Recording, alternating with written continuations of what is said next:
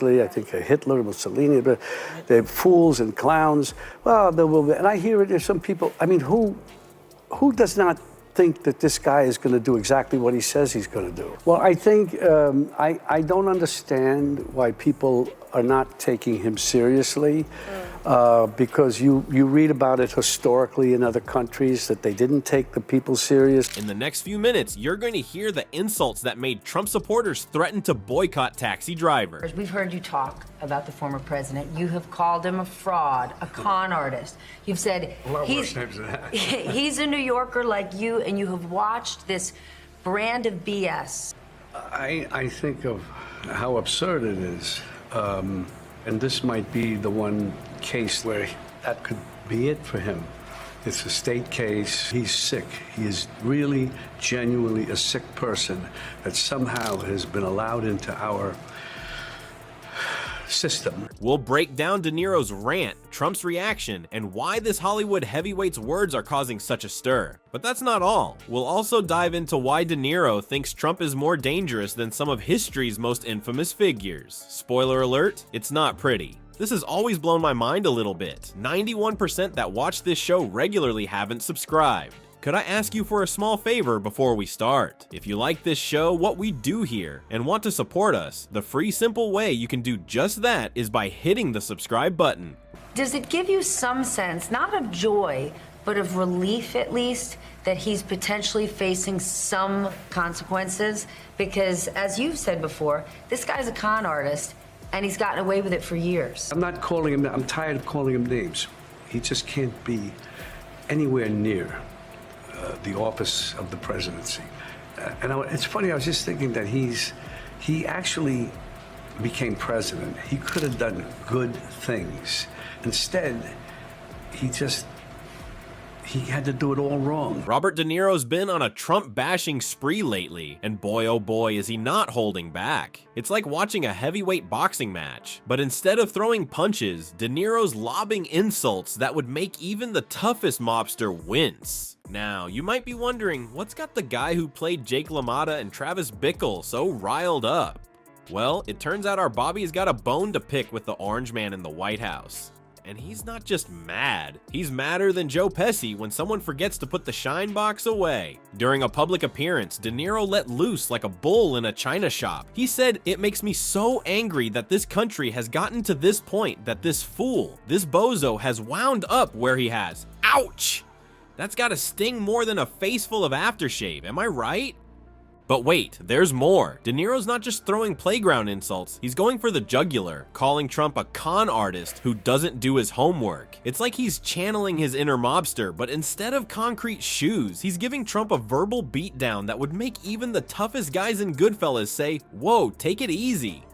And just when you thought he was done, De Niro drops another bombshell. On The View, he compared Trump to some not-so-nice historical figures like Hitler and Mussolini. Talk about a low blow. He warned, if he gets elected, it's gonna change this country for everybody. It's like he's predicting a future scarier than the one in Taxi Driver. But here's the real kicker. De Niro's not just worried about Trump's ego, he's sounding the alarm about our freedoms. He said if Trump gets back in the White House, you can kiss these freedoms goodbye that we all take for granted. Yikes, that's scarier than finding a horse's head in your bed.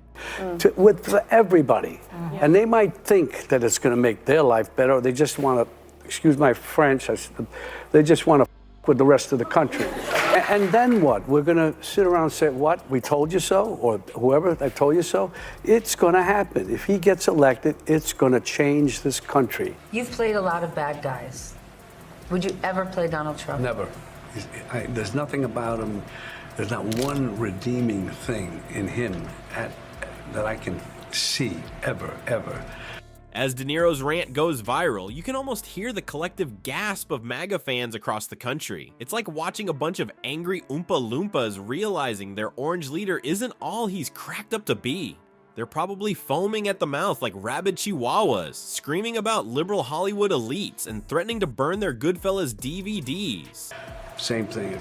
These guys, I don't know why, they look like clowns. They somehow, people, that element of society identifies in some ways with them, but it would be chaos beyond our imagination. You understand? And historically, from what I see, Even in Nazi Germany, they had it with Hitler. They don't take him serious. He looks like a clown, acts like a clown. Mussolini, there's no mystery about him. He's right out front.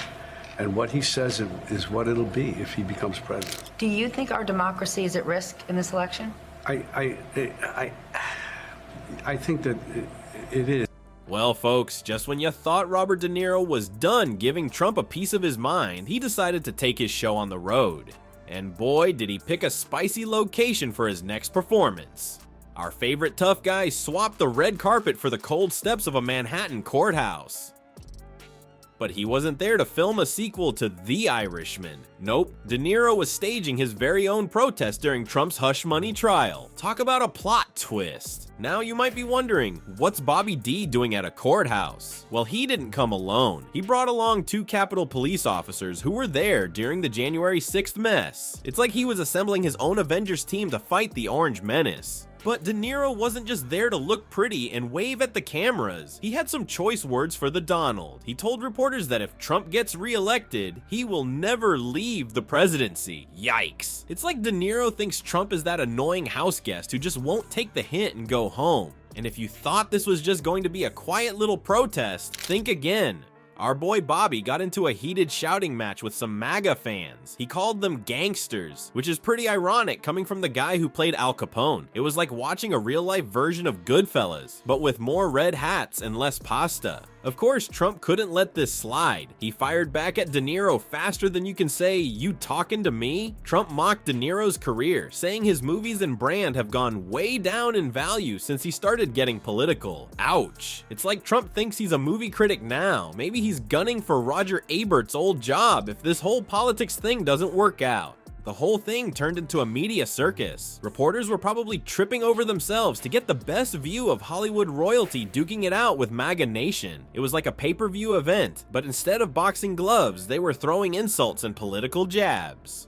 Well, folks, it looks like this Hollywood heavyweight isn't planning to throw in the towel anytime soon. De Niro's beef with Trump is like a blockbuster that just keeps on giving. And get this, his political jabs might even be coming to a theater near you. Word on the street is that Bobby's upcoming flicks could be packing some extra Trump-bashing punch. Talk about method acting, right? But here's the kicker. This isn't just about 2 big egos duking it out. Nope, it's way bigger than that. De Niro's anti-Trump rants are like a megaphone for the politically frustrated. Every time he opens his mouth, it's like he's pulling the pin on a political grenade. Kaboom! Suddenly, everyone's talking about what celebs should or shouldn't say about politics. So buckle up, Buttercup. This De Niro-Trump saga is far from over. It's like a never-ending game of yo mama insults, but with suits and cameras. Who knows, maybe we'll see them duke it out in a pay-per-view event next. Now that's a movie I'd pay to see.